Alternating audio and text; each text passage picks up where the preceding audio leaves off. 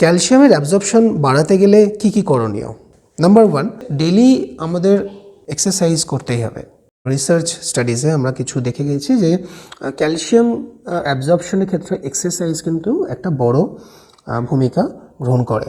Number 2 হচ্ছে properly খুব heavy diet না করে খুব সরল প্রকৃতির খাবার খাওয়া, বাট সেখানে ক্যালসিয়ামও থাকবে, বাট হেভি অ্যামাউন্টে না খাওয়া।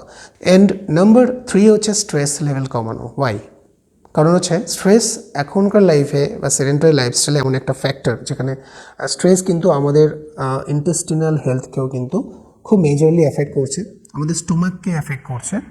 আমরা যাই কিছুই খাচ্ছি সেটাকে কিন্তু প্রপারলি ডাইজেস্ট করতে অসুবিধা তৈরি করছে।